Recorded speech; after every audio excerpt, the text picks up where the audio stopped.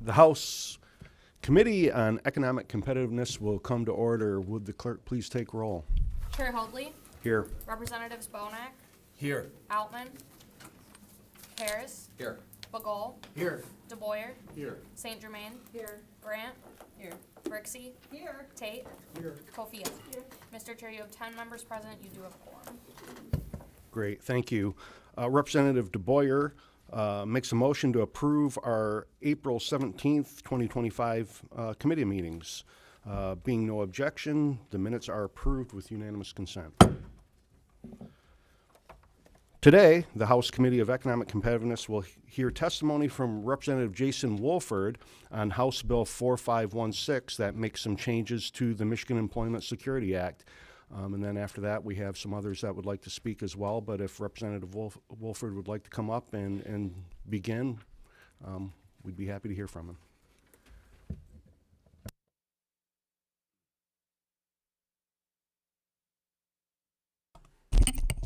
Thank you, Mr. Chair. Appreciate you, committee. I want to begin by noting that our unemployment insurance system is not supported by state general funds. This is 100% employer-funded system that should be focused on helping people get back to employment. My legislation, House Bill 4516, was pieced together based on suggestions by the very employers who pay for these unemployment benefits and insurance.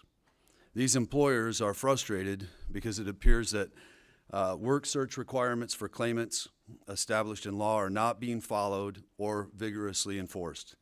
Existing law requires that these claimants actively receiving unemployment benefits perform at least one work search activity a week to receive these benefits.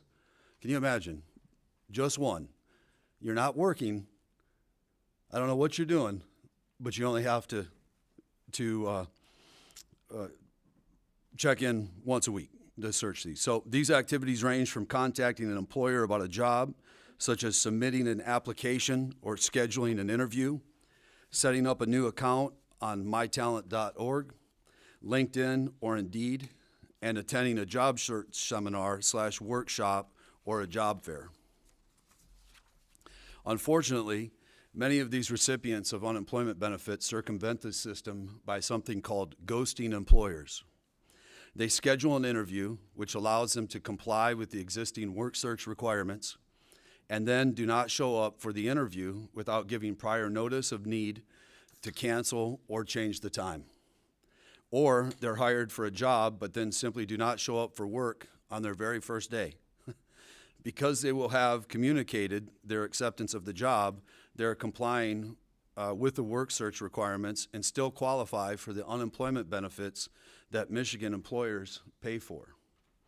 So our search requirements are structured in a way that allows those who wish to game the system to ghost or no-show for interviews purposely to skip the first day of work when they have been offered a new job. Employers are increasingly frustrated, and rightfully so, because there is no way to report incidences of ghosting. House Bill 4516 addresses this by making the act clear that if a person ghosts an employer, they will be disqualified from receiving UI benefits, and allows the employer to report ghosting so that UIA can investigate the situation if necessary. In closing, we have billions of UI trust fund dollars that were scammed out of the system during COVID. The least the state can do is better enforce the act so that the funds are no longer frivolously dispersed, and that we establish meaningful work search activities. I would ask that my colleagues join me in supporting this initiative. Thank you, Mr. Chair. Thank you, Representative. And as someone that had paid into that system for 20 years as an employer, and then looking into today's, workforce shortages, I commend you on your efforts here. One question I do have is, how would the employer know that the applicant is collecting unemployment benefits, and then how does that turn into notifying UIA of the violation of not showing up for the interview or not showing up for the first day of work? Well, that's a good question. And as we said in the military, if we got a question we didn't have the 100% correct answer for, I'll get that and get it back to you, Mr. Yeah, Chair. great, Appreciate great, that. thank you. Question from Representative DeBoyer. Thanks, Representative Woolford, for taking this up. And if I may, and you may or may not be prepared for this, but you did touch on it in your testimony. Number one, that this program's 100% funded by employers, not tax dollars, but yet it's managed by the state of Michigan. And I know we read some articles about the fraud that occurred during the COVID unemployment disbursement. But essentially, if you don't mind, explain to me what the core problems are in that structure, that unemployment insurance agency's operations. Can you just give me a very brief outline? Because I think the important point is we know that fraud has occurred in this. It isn't tax dollars, it's the employers that are paying this, but yet the state is the one that's facilitating the continuing and ongoing problem.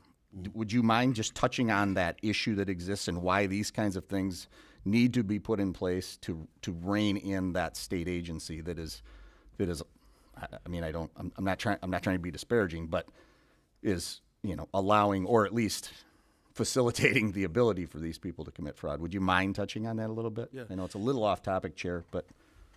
Yeah, I mean, we can go back and this may answer your question, Chair, and then I'll answer yours, Representative. But under the existing law, there's no way for an employer to report that they've been ghosted by prospective current employees or to create a case for individuals that create these issues.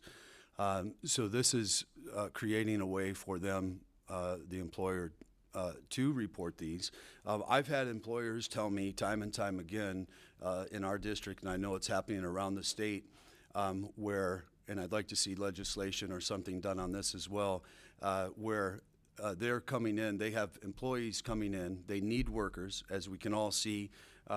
There's McDonald's is offering college help, $20 an hour. We need workers, but we don't have them because we're allowing them to fraud the system that we currently have. So having said that, I've had multiple companies tell me that they're trying to hire people, but then the employee comes in, or potential employee comes in and says, I'm ready to work, I'll do whatever you want, but you gotta pay me under the table because I'm receiving unemployment benefits. And I've had multiple companies tell me that they would like the opportunity to be able to turn those people in because they're basically using their money to come and work and take their money. So this is something that's happening all over the state. It's a very serious situation, and I think that this bill helps some of those areas. If I may, Chair, is there a number on the potential fraud? Dollar and cent number? I mean, I'm not expecting necessarily that you do have, but I thought maybe if you had it.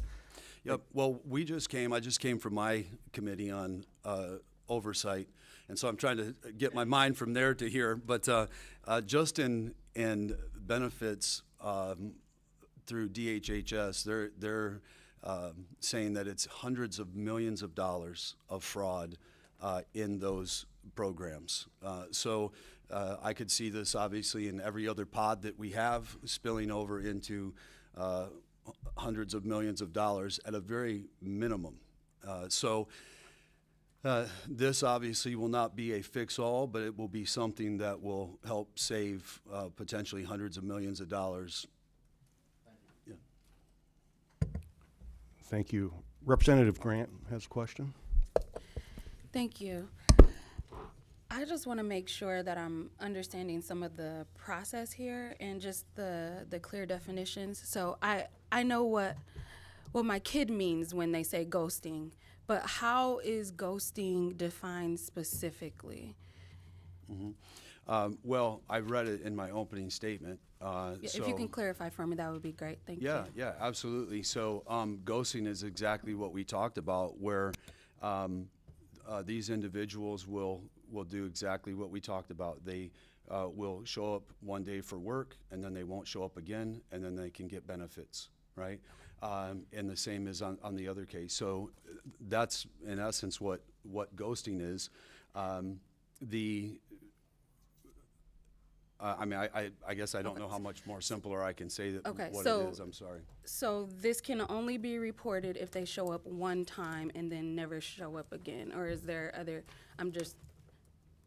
Yep. So basically, what this our bill will do, this will amend the Michigan Employment Security Act to create a rebuttal presumption that an individual is ineligible for unemployment benefits if the individual either fails to show up for a scheduled job interview or show up to work after obtaining a job.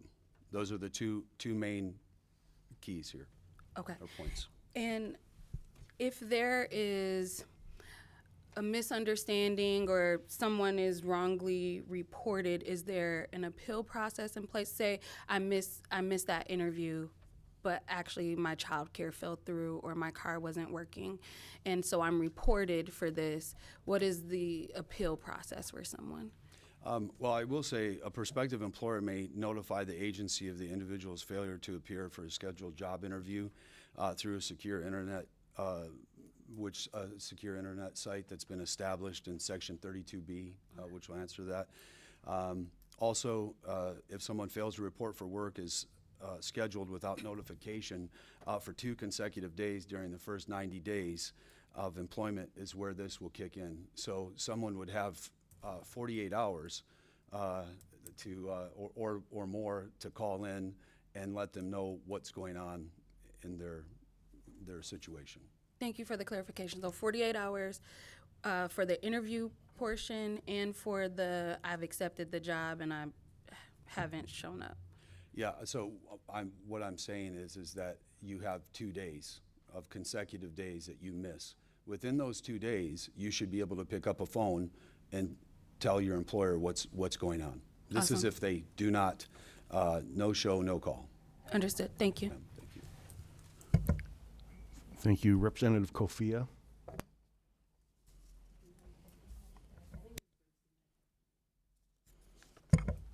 Representative Brixey. Thank you. Representative, walk me through this. It's a little confusing to me. The process that the let's say small business owners restaurant owner desperately trying to get additional wait staff, cooks, whatever. So they're supposed to report people who don't show up to an interview to the unemployment agency, even though they don't know whether or not they're on unemployment. Isn't that asking a lot of a small business owner? Well, I think you'll see from testimony after I speak that these small businesses and individuals will be more than happy to do that because it's costing them hundreds of millions of dollars in funds to pay people to not show up to work. And also MMA will take some of these questions as well here that are in support of this. Okay, so the person who's desperately trying to get somebody to work for them schedules an interview, then reports that person, and let's say that person wasn't on unemployment, but their kid got sick and they didn't show up, whatever, or the owner didn't answer the phone when they called to tell them they couldn't make it. And how is that going to, I guess I just see this as something that will become a disincentive for people to apply for that place of work. So Representative, your argument is that the business owner would have to pick up a phone? I don't know if you've ever run business, but you have to answer phones. I've called lots of them, and restaurants in particular, and lots of times they don't answer the phone, or the person who answers the phone isn't the person who knows, and the message doesn't get there. And I've been trying to schedule an event recently with a restaurant and had that experience. Okay, so I'll then just the say, next to question I answer- have, then Well, let me answer, make a statement. Again, this is if someone fails to show up, so somebody they've hired fails to show up for a scheduled job interview or that they're potentially interviewing, or doesn't show up to work after obtaining the job. And as I mentioned, you'll hear from testimony from multiple organizations and individuals that they'll be more than happy that this legislation passes to get people back to work, saving the state of Michigan hundreds of millions of dollars in payments that should be not be going out for people who want to stay at home. Thank you. okay, so the next question I have is about the fraud, because I was here during COVID when 25% of our fine state was on unemployment. And, you know, for me, rather than demonizing people who are unemployed, my experience in my office for my district has been that most people who are receiving unemployment are having some kind of temporary issue that they desperately need the benefits. And during COVID, And Representative, those are the people who are showing up for interviews, and those are the people that are showing up to the job. Those people that are desperately doing that. Could you let And- me finish? Well, sure. Talking about my experience with unemployment fraud Yes. during COVID, Yeah. when more people were unemployed in this country and in this state than in the last 100 years. Sure. I'm Uh, sorry, you threw me for a loop because so- you used the word Representative, demonize. we're- So my experience with fraud, sorry, if I Representative. can please, no, please you finish. cannot. You cannot. Your experience with fraud isn't what we're talking about with this bill. If you Well, have isn't- questions that pertain specifically to the functions of I this thought bill, this that would this be bill great. was to prevent fraud, and I want to talk about the majority of fraud is coming from cyber criminals who are Representative, ask a simple fleecing- question pertaining to the bill, and then we can move on.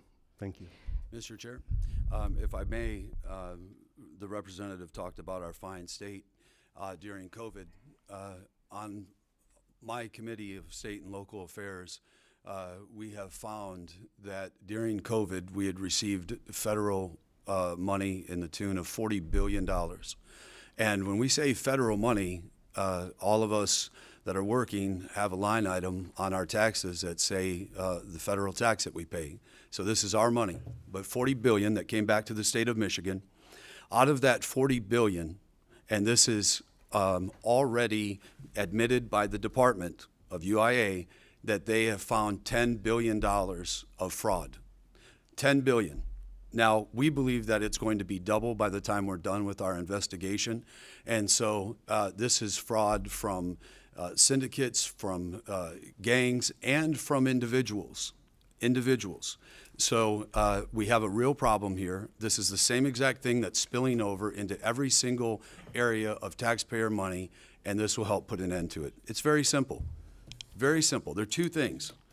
You have to show up for a scheduled interview, and you actually have to do the job that you got hired to do. That's it. I don't understand the difficulty in this. Thank you, Chair. Thank you, Representative.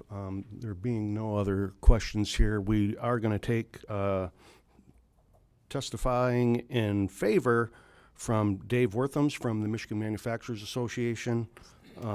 If we could bring also Kelly Saunders from Small Business Association of Michigan, as well as Amanda Fisher from NFIA. You want to be separate? Okay. Okay, great. Yep, you're set. Thank you.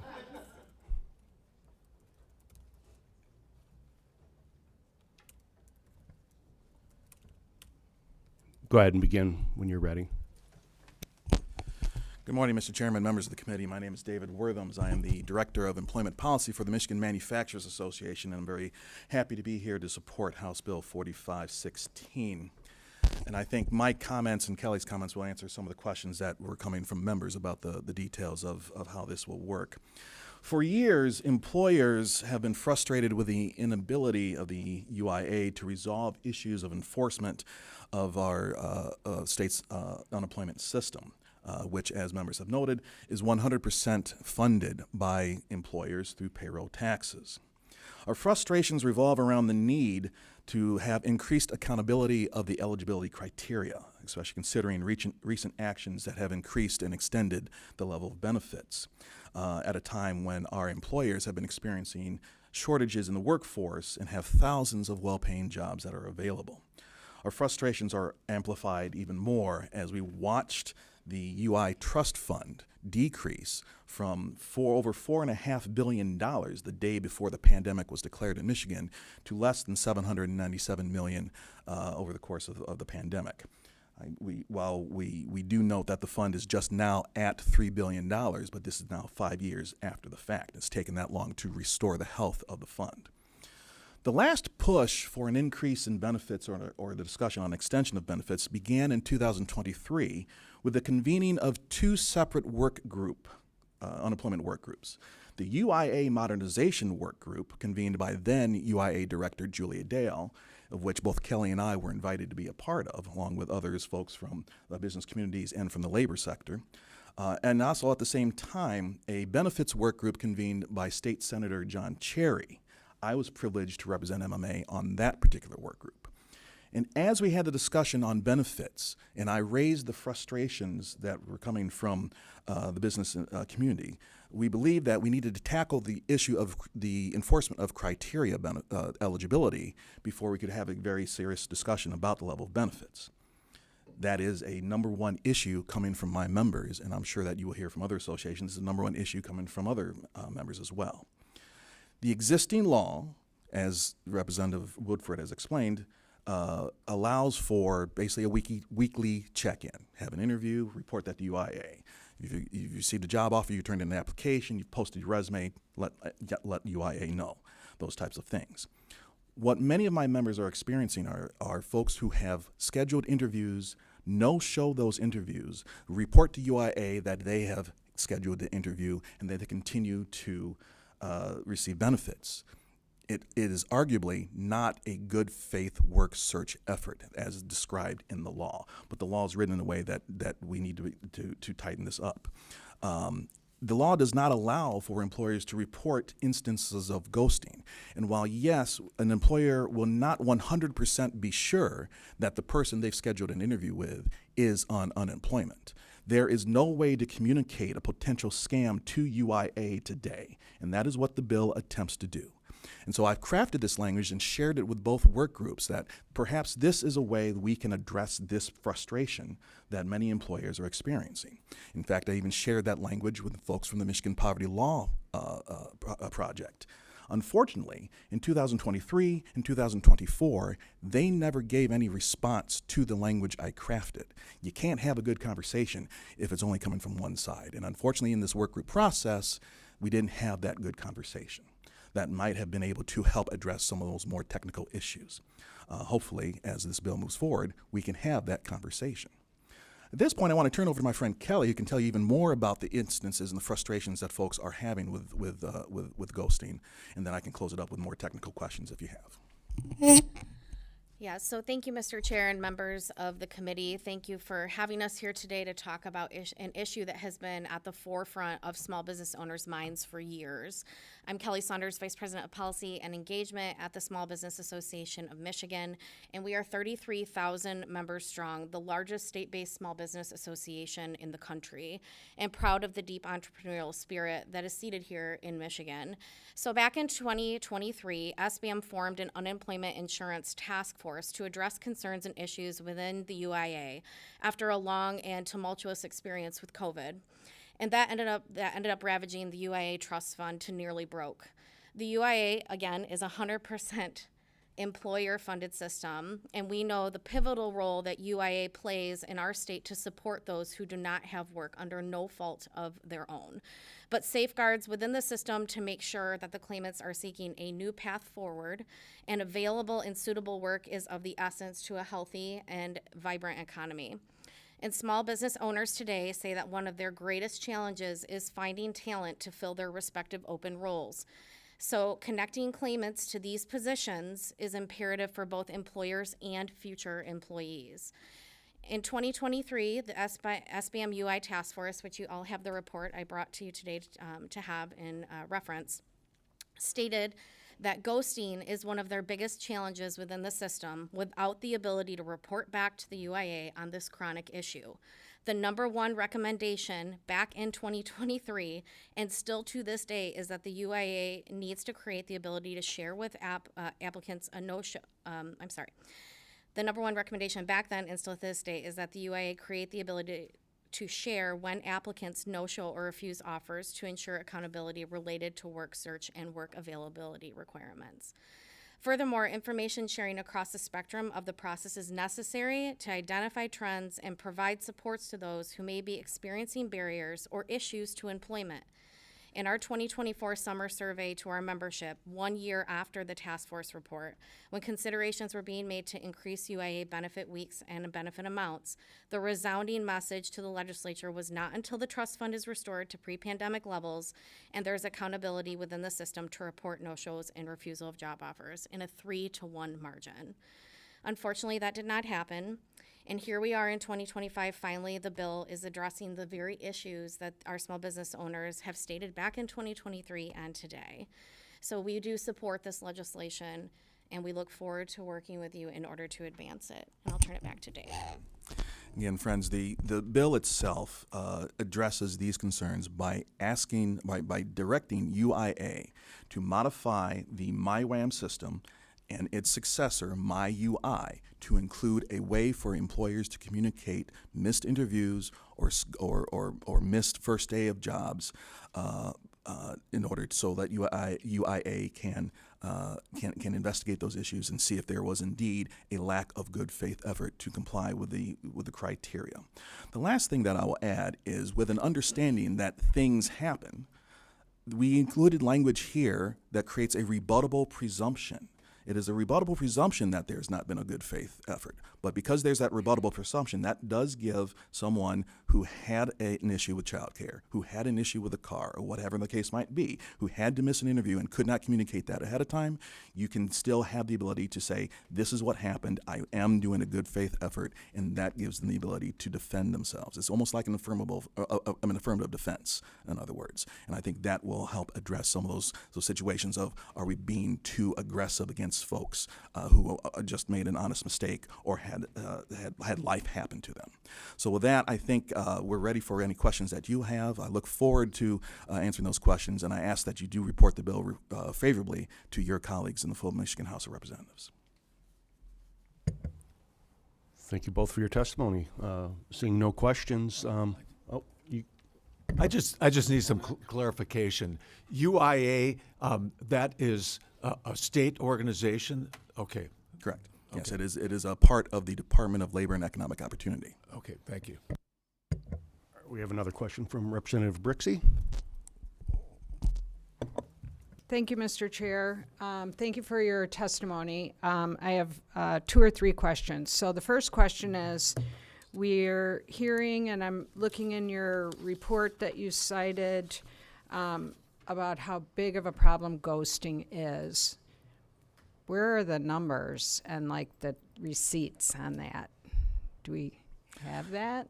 So I can tell you, in our conversations, our surveys that we've done with our membership, our internal numbers show that about 35% of manufacturers believe that they have been ghosted. Over a third of our organizations have had some sort of negative impact, and they have been left with the impression that they are dealing with a person who is gaming the system. Again, we don't 100% know that they are gaming the system. Okay, but so there's no way for us to report that. 35% of people say it has happened to them. Correct. Okay, so that's 1 time, 10 times. So I am looking at the July newsletter for the unemployment agency that goes to the employers. And I want to read it to you. It says there are 2 ways to make a report. Out-of-state employers who don't have a MyWAM account, or employers who don't yet have the Social Security number, can use the alternative option, protest for refusal of work. Okay, and it tells you how to do that. MyWAM reporting alternatives. If a claimant fails to interview, submit the date, time, and employer name and address of where the interview was to take place. Include the claimant's name, address, and phone number and social security number. Mail the information to.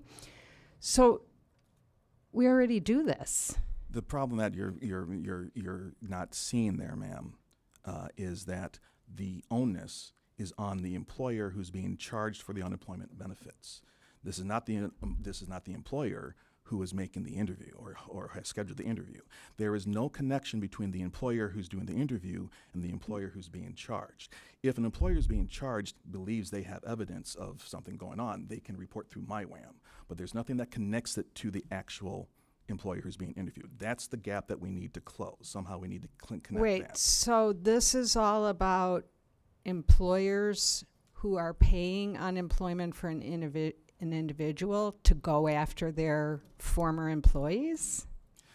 The way that the system is structured, an employer who believes they have a former employee that they are being charged for employment benefits has ghosted another employer. The onus is on the employer who's being charged to make that report. But there's no connection, no direct connection or communication between the employer who scheduled the interview and the employer who's being charged. That's the gap that needs to be closed.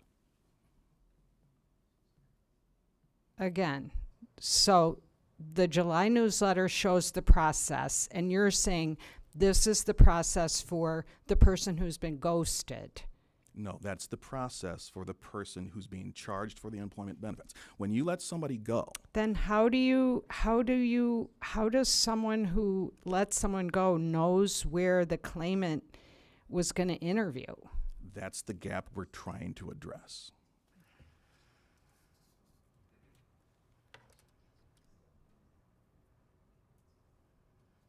I also believe that my colleague Kelly has other numbers. Well, again, I reported to you that 35% of my membership has believed that they have it ghosted. I believe Kelly has different numbers, stronger, higher numbers that might show how prevalent this problem is. It's our task force back in 2023 was made up of every industry. It was the highest attended task force of our entire membership, and I don't have those numbers directly on me, but the 3-to-1 on the survey, and we can get you a synopsis that outlines what we heard in 2023 and 2024. Thank you. Representative DeBoyer? I appreciate your patience here today. I think it's clear to see over the last few years how we got here. Suggestion perhaps, and I would like to know how you'd feel about this. I think there should be an amendment or a provision in this that says that an individual who is receiving benefits must disclose that at the time of application.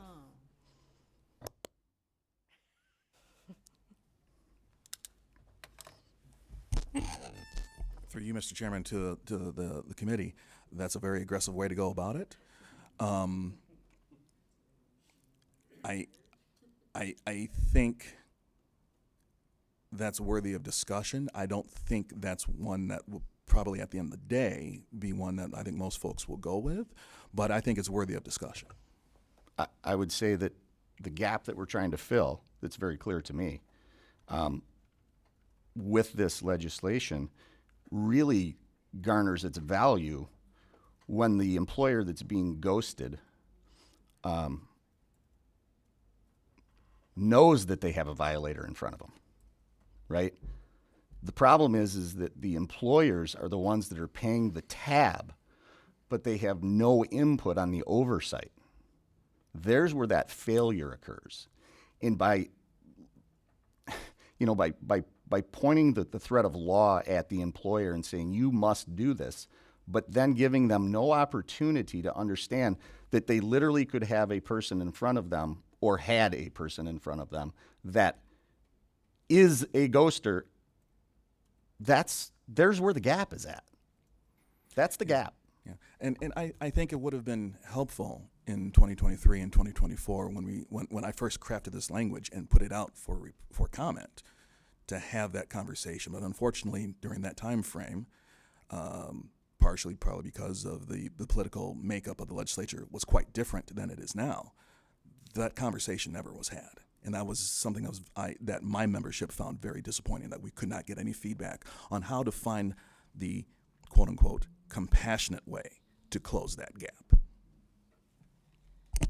I would say that this is a bigger conversation on how to strengthen the system as a whole. We can all see that we had a lot of struggle during COVID, and so this is a step in the right direction to providing some accountability in the system, but also to provide supports for claimants that may need help in other areas, that to identify if there is a chronic issue. It also does hold employers accountable on if they are reporting a lot that they're having ghosting. What does that data say? So this is a more holistic approach to strengthening the system in order to help employers and claimants all around in order to find good work, to get talent in the pipeline into good paying jobs. Small business owners need talent. It is another issue that is at the top of the list. And so if we can work together on reforms like this, then we're moving in the right direction. Thank you. We're going to take one more question before moving on. Representative Brixey, one more time. Thank you. Thank you, Mr. Chair. I really appreciate it. Okay, so the suggestion that we need to label people who are on unemployment, disclose, which is labeling, when they apply for a job application. I mean, I think that's a guaranteed way to make sure nobody's going to ever get hired again who's on unemployment. It's like we're having the Scarlet U is being proposed. Don't you think that would be a disincentive to and the person for the person?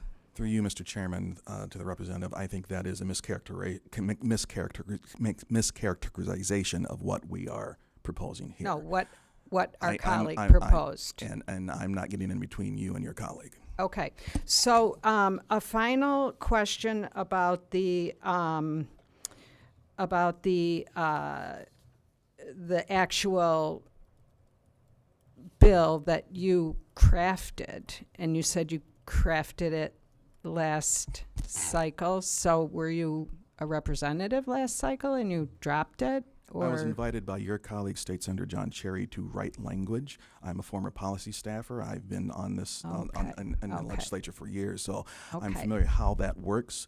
I proposed it. So you worked with Senator Cherry? Worked with Senator Cherry and with members of the UIA Modernization Did Work Senator Cherry introduce the legislation? He introduced Senate Bills 962 and co-sponsored Senate Bill 40, which increased the level of benefits and extended the duration of benefits. He chose those. He chose not to include that he chose not to include that in his bill. Mm-hmm.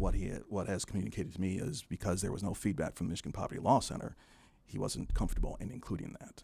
It's unfortunate that because we were not able to have the conversation in 23 and 24, we couldn't have something that was actually before you. Well, we're having the conversation now.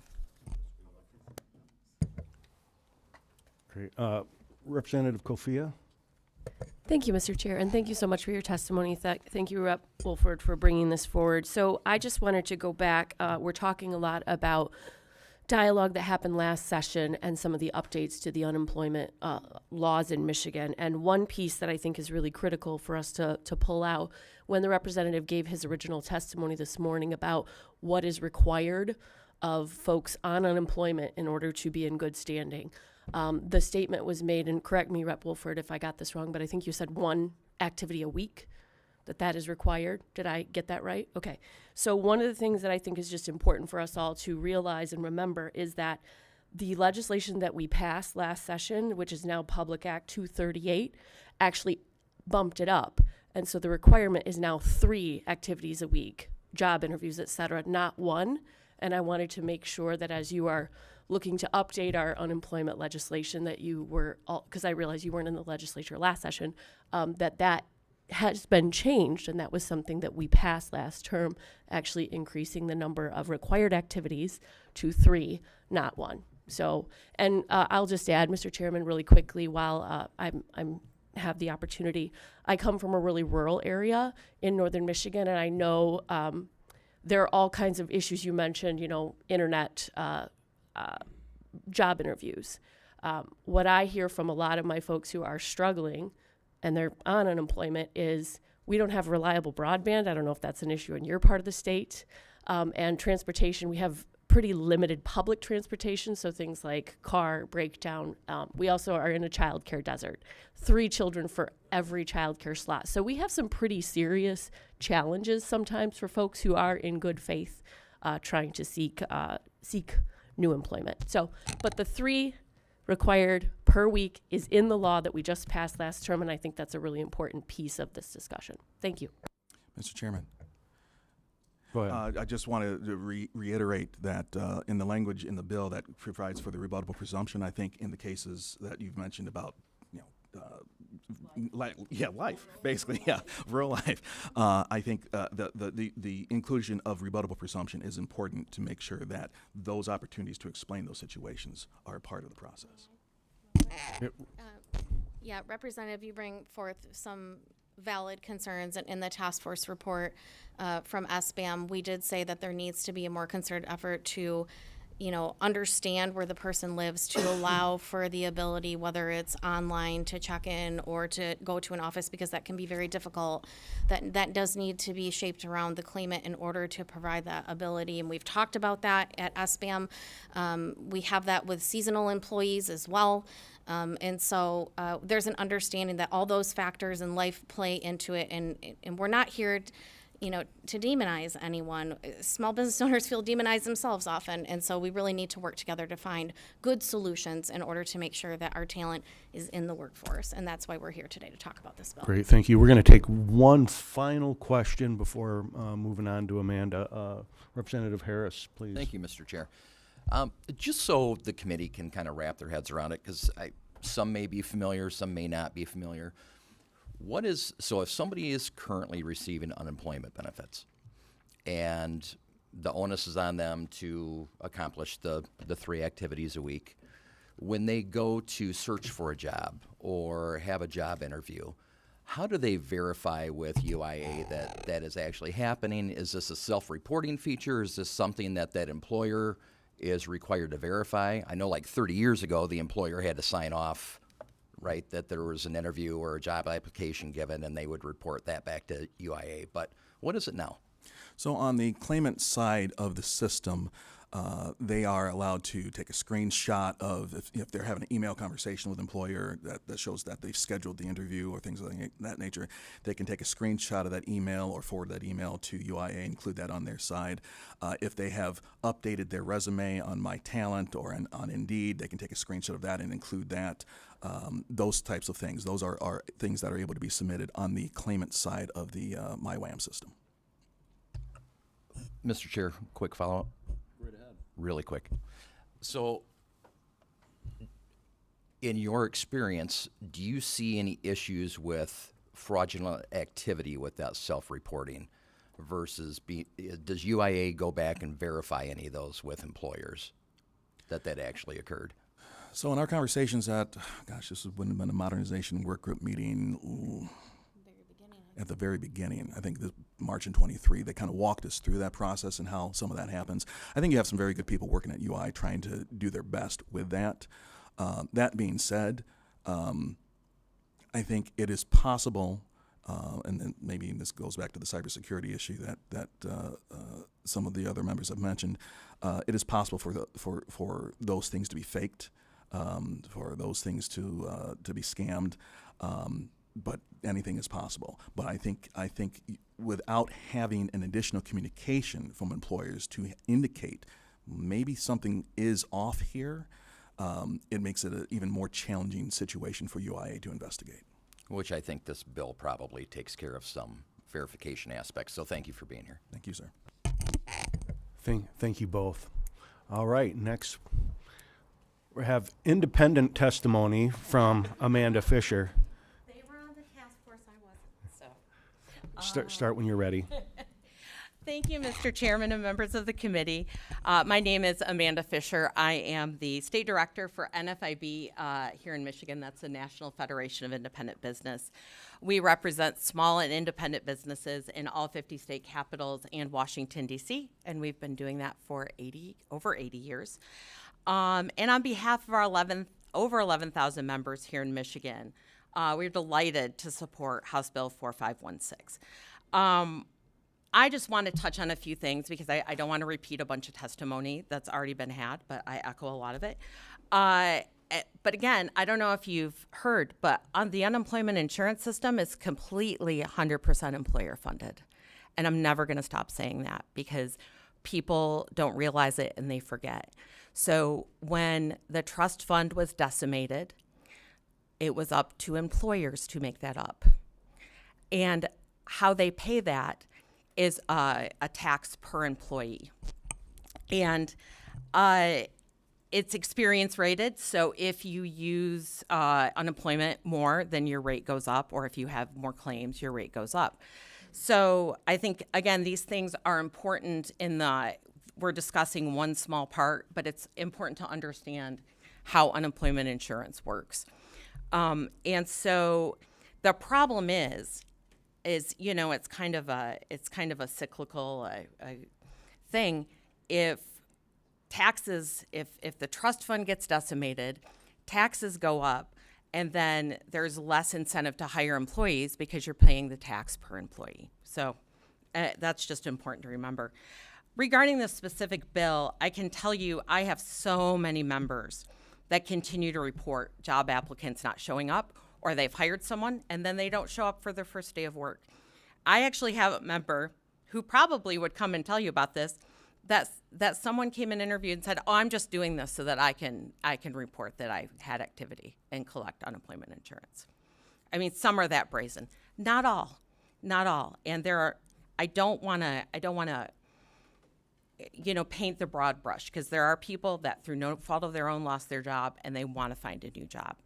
But there are others that don't. And that's who we're looking to deal with. Representative Brixey brought up, well, where are the numbers of people doing this? Well, there's no way to report it, so we don't have numbers. And that's part of what we're talking about, is that this gives an opportunity to report what's going on. And maybe these are just one-off anecdotes. I don't think so, because of the amount of members I hear it from, the amount of members other associations hear it from. But there's no way to collect this data because there's no way to report it. I do want to throw out a couple of numbers. So right now there are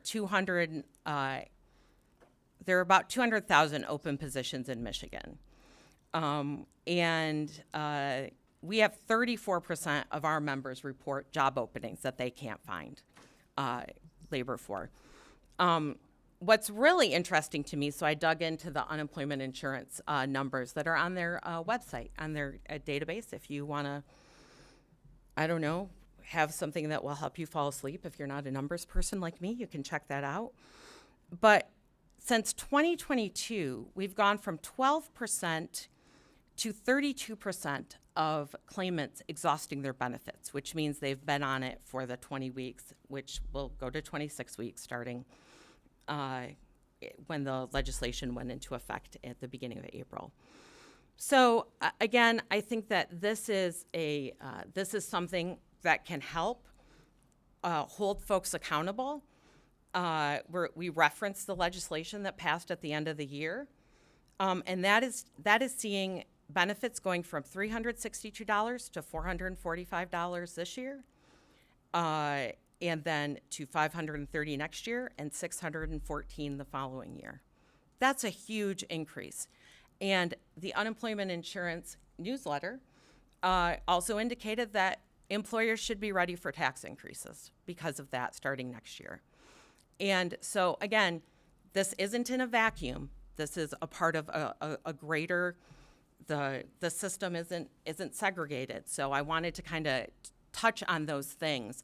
And if you really want, at some point I'll come back, a long explanation about what happened at the end of 2007 to 2010 and how we were in so much debt and got out of that debt. So, but I'm happy to take any questions, and I don't want to take too much time.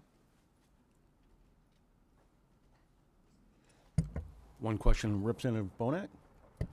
Amanda, thank you for your presentation. Thank Would you. you please go through, since 2022, you said the number of those on unemployment have exhausted their benefits. Would you repeat that? Yes, those numbers so, again? and this is according to the dashboard on the UIA website.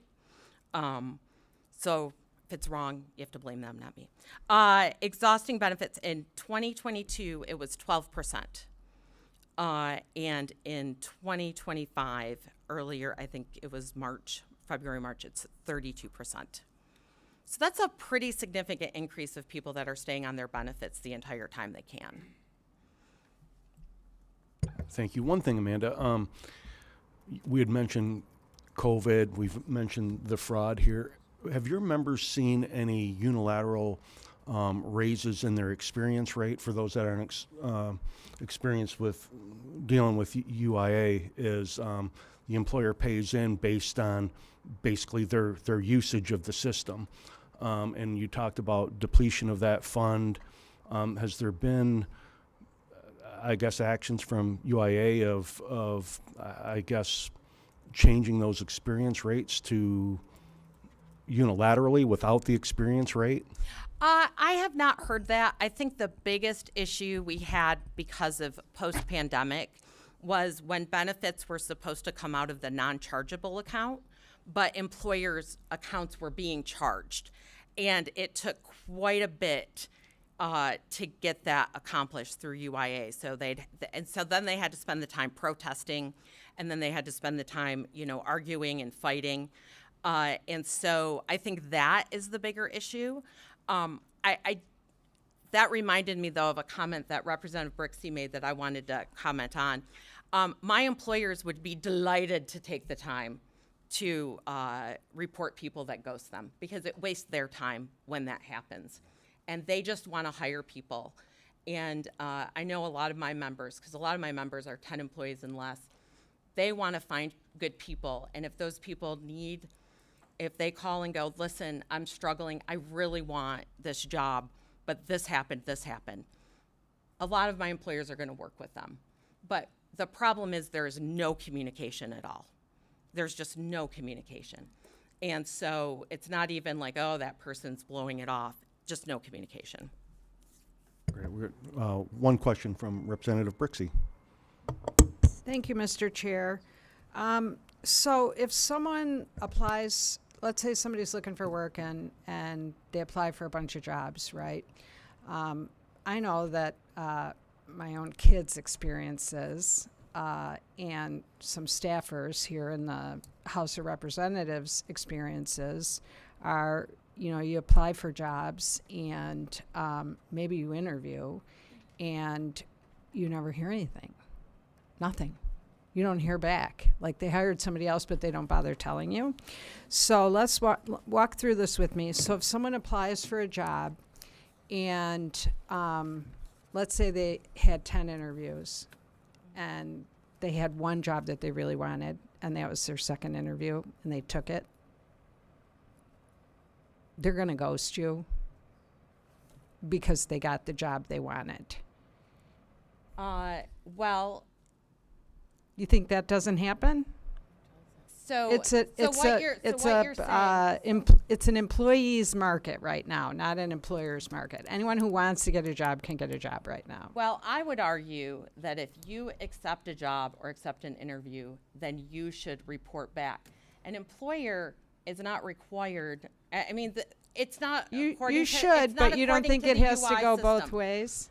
But I think there's I'm a just very talking big about. I'm difference. not I talking think about there's- unemployed people. I'm just talking about regular people. I'm gonna use an example, okay? And first of all, we're not talking about regular people. We're talking about the unemployment. But you insurance don't system, know that the people who are ghosting you on interviews are unemployed or which not. is why we need to be able to report it, which is why my members need to be able to report it. But I want to give you an example, a real life example. How about this, of what you're talking about, which has nothing to do really with this bill. Let's say I call your office to make an appointment and I never hear back, which has happened a lot of times with a lot of legislative offices, I'm not going to lie, not yours in particular though, is very different than if we have an appointment set and you don't show up or I don't show up. That happens all Well, the time. and that shouldn't happen. But those are two very different scenarios because nothing has been set.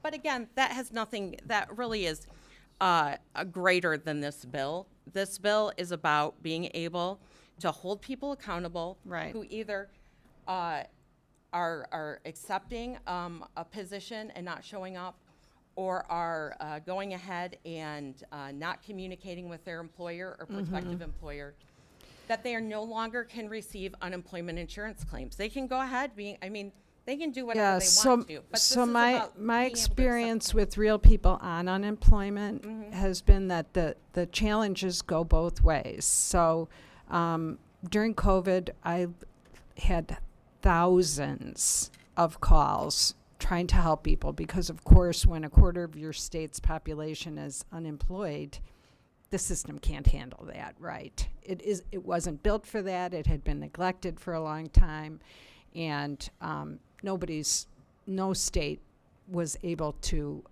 handle it efficiently. So what happened a lot was that, we're all humans, and there were a lot of mistakes that were made. And what I see is that you're suggesting that this is a problem that your members think, 35% of your members think they're being ghosted by. No, 35% of my members have open positions. I did not, that's not my. One of the other people said that number. Okay. Okay, not you. One of the other people said that number. So if we spend a bunch of money to create a new system to label people or to let you report somebody who you think is unemployed who ghosted you on an interview, are you going to get their name right? Do you have their social security number? Meanwhile, somebody named Jane Smith instead of Janie Smith didn't show up for the interview, and Janie Smith gets her unemployment cut off and her kids go hungry and she doesn't have money for diapers because somebody reported her name that they spelled wrong, and that wasn't her, it was someone else. It just seems like it's a kind of a solution in search of a problem. It is a problem. What we're trying to tell you, it's a problem, and we're not trying to penalize people that are like legitimately trying to find jobs and that want jobs. I think you're mischaracterizing that. Listen, we can disagree all day on benefit levels and things like that, but this is just giving an avenue for employers who want to make sure that those folks are being held accountable. Are you saying that no one is doing that? Is that what you're saying? The system has checks and balances. In fact, I read to you how you can report it today. You can report it today. That is for an employer. Thank you, Representative. Thank you, I'm Amanda. sorry. Yeah. If there's other follow-ups you'd like to have Representative with Ms. Fisher, please do so afterwards. We're gonna move on. Okay. There's a couple other entities that would like to testify, and then I believe after that the bill sponsor would like to say a few words, unless you'd like to do that now before we continue on. Yeah. Thank you, Amanda. Come on. Thank you back so up, much. Jason. Thank you.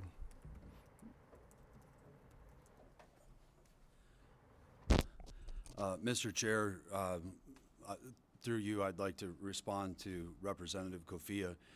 I appreciate the reminder that I'm brand new to the legislation. Thankful for that reminder because it brings new and refreshing ideas and bills. But to her point, I think it's worth noting that on the unemployment benefits website, it states that you are required to actively seek work and report at least one work search activity for each week during your certification of benefits. So It sounds like they're not following the law. If a law was passed that there's supposed to be 3, so they probably should update their website due to people going on the website and not probably going on myhouse.bill or wherever it is that they look at bills. So thank you, Mr. Chair, and thank you to all of you today. Thank you, Representative. Continuing on, we're going to take testimony from Alexa Tapia from the National Employment Law Project, who'd like to speak in opposition of the bill. Is it a Zoom? Great, thank Alexa, you. there you are. Thank you. Okay, Go ahead. okay. Good morning, Representative Hoadley, Representative Bonak, and Representative Grant, and the distinguished members of the committee. My name is Alexa Tapia, and I am the Unemployment Insurance Campaign Coordinator at the National Employment Law Project. NELP is a nonprofit research, policy, and capacity building organization that for more than 55 years has sought to strengthen protections and build power for workers in the U.S., including workers who are unemployed.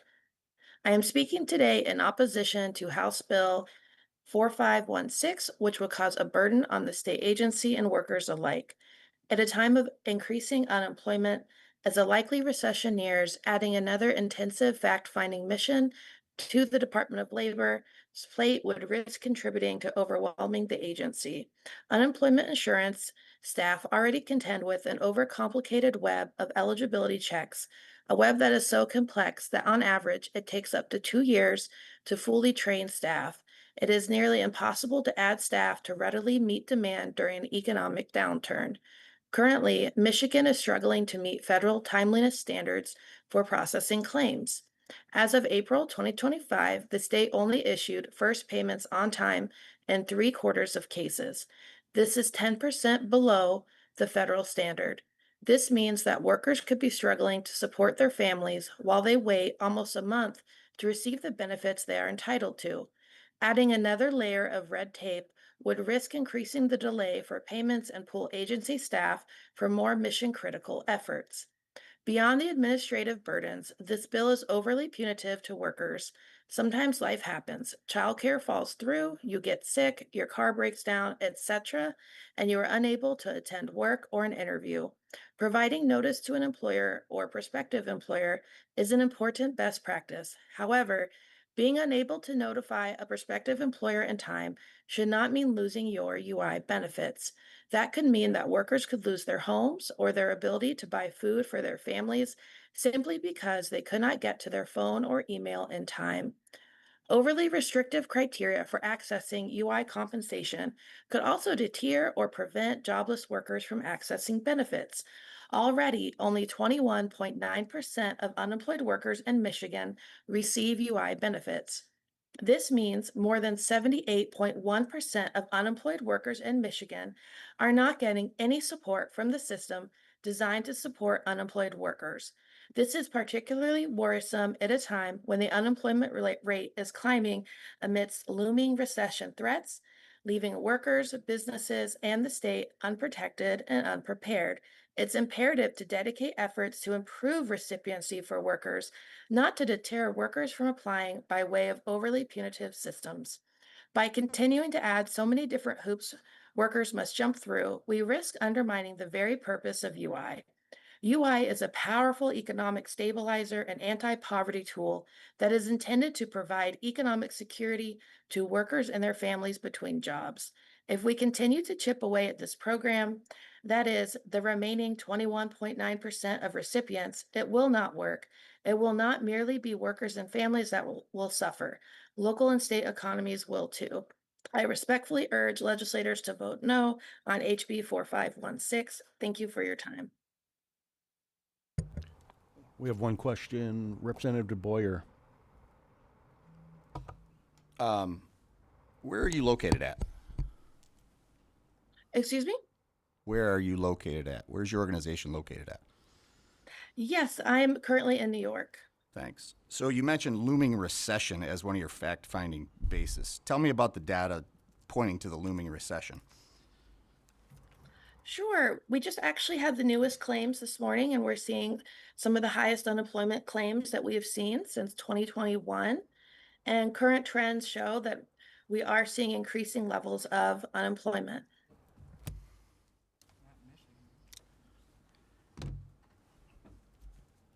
Tell me about the hoops that this bill is going to create for the employee. I'm sorry, not the employee, the unemployed individual. Sure. I actually used to work at the Kansas Department of Labor, and there already are so many different eligibility checks that folks must go through and must conduct. And so it can make it more complicated. One, in terms of the agency staff, they already have several different layers they have to check for eligibility, which can No, take hold on, time hold on. and You staff. said hoops Then- for the unemployed. I want to know the hoops for the unemployed, not for the agency staff. Yes, yes, thank you. The other piece of that then would be the ability to appeal this and make the case. So most workers don't have representation or really understand how to fully navigate the unemployment system. And so this would add an additional layer of them having to prove the case for this, of what occurred and why and how they need benefits. Do you believe fraud exists in the unemployment system?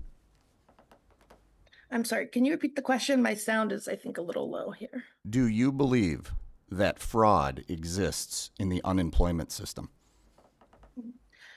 I think that is a complicated question. We definitely have incidences, particularly looking at the pandemic, of international fraud actors with the system. But when we look at the data outside of that, it's relatively low. Often what happens is we have folks that um, maybe didn't understand that when they return to work, there's a gap in between when they receive their paycheck, their first paycheck, and their unemployment benefits. And so that's typically what happens. So usually it's a misunderstanding of the system, while there definitely can be very minor valid cases where there is a purposeful intention. Are you aware that the Michigan Unemployment Insurance Agency, by their own acknowledgement, had at least $8 billion in unemployment fraud in the last 3 to 5 years? I am aware, and I have read the different studies on the root causes of that. I am still a little unclear on the full connection to this bill on those cases. Yeah, you're right. I'm actually, unaware of the connection between looming recession and this bill also, but it is your statement. I appreciate the time, Chair. Okay, thank you. Thank you, Alexa. We are going to move on, and I believe we have testimony in opposition to bill from Jacob Fallman from the Sugar Law Center for Economic and Social Justice in Detroit. Come on up, Jacob, and begin when you are ready. Red button, yes, thank you. Yeah, good morning, representatives. Yes, my name is Jacob Fallman. I'm the UIA Policy Coordinator at the Sugar Law Center for Economic and Social Justice in Detroit, Michigan. We're a nonprofit public interest law center with nationally recognized expertise in unemployment law and policy. I'm here today to recommend that the members of this committee oppose House Bill 4516. While well-intentioned, this bill would misallocate limited administrative resources in response to a problem for which there's little evidence. While it's clear that ghosting is a reality of the modern labor market, as technology-driven tools like Indeed, Monster.com, and other job search tools have enabled both employers and job seekers to apply for many more jobs and sort through many more applicants. For the increased number of hits that we get from that, there are also more misses, and that's often where this ghosting issue happens. Indeed, for as many as 70 to 80% of job seekers report that they have been ghosted by an employer while they have been in the process of searching for a job. So in many cases, we've heard of workers submitting hundreds of applications and not being able to find a job, not being able to get an application. And so people are out there diligently searching for work. Put simply, it is not in workers' economic interest to continue to collect unemployment benefits rather than work. Unlike during the COVID-19 pandemic, when there were federal programs that would top up the amount of benefits that people could receive, that is no longer the case. So now those low-wage employers that were competing against the unemployment benefits system are no longer in direct competition. Unemployment is a wage cut for anyone that is searching for a job. It's less than minimum wage. So to the extent that job seekers are ghosting or failing to appear for interviews, it is not so that they can maintain their access to unemployment benefits. Additionally, this bill would be the harshest anti-ghosting law in the country. Of the very few states that have sought to address ghosting through legislation, those states have only disqualified a claimant for the week of the interview that they failed to attend. This bill would be a retroactive blanket disqualification for all of the weeks of unemployment that you had collected. And so it's a very harsh consequence for missing a single interview.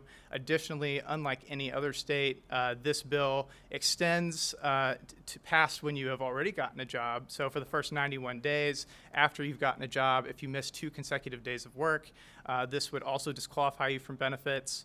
Actually, it is already a part of Michigan's unemployment law that if you no-call, no-show for 3 consecutive days, that you are, there's a rebuttable presumption that you're disqualified from benefits. So this would be just add an additional administrative burden on the agency just to add that additional day for the first 3 months that someone was employed. And with the potential of a recession and with the modernization efforts that the UIA is currently undergoing and the response to the several lawsuits that have just been resolved by the UIA director, just adding those administrative burdens just doesn't seem like the right time to solve this problem that is just a reality of our modern labor market. It's also important to realize that there's nothing in this legislation that would actually help a worker that is diligently searching find a job or help an employer find someone that would be a good search for them. So to the extent that this does cost any amount of money, I think that money would be better spent towards making sure that the job connections that people do make are good ones and that Michigan workers can get to work and find good paying jobs.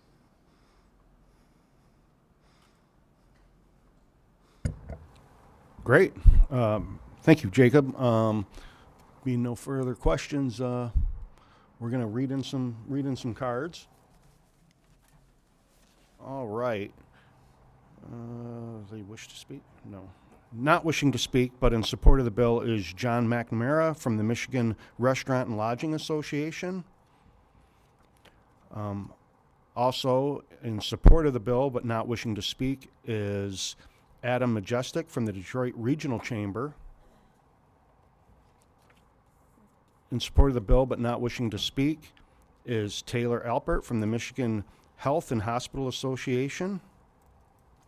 Also in support of the bill, not wishing to speak, is Wendy Block from the Michigan Chamber. All right.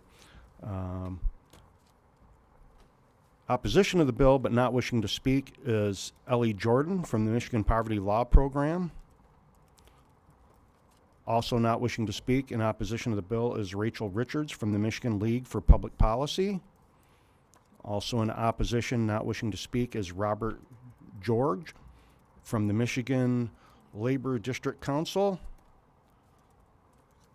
Also in opposition to the bill, not wishing to speak, is Ryan Sabalt from the Michigan AFL-CIO. Also in opposition, not wishing to speak, is Sue Brown from the United Steelworkers, District 1. Also in opposition of the bill, not wishing to speak, is Yusuf Rabi from the Michigan Nurses Association. Great, thank you.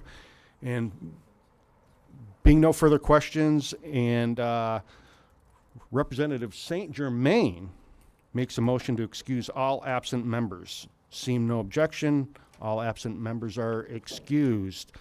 Being no further business before the committee is adjourned.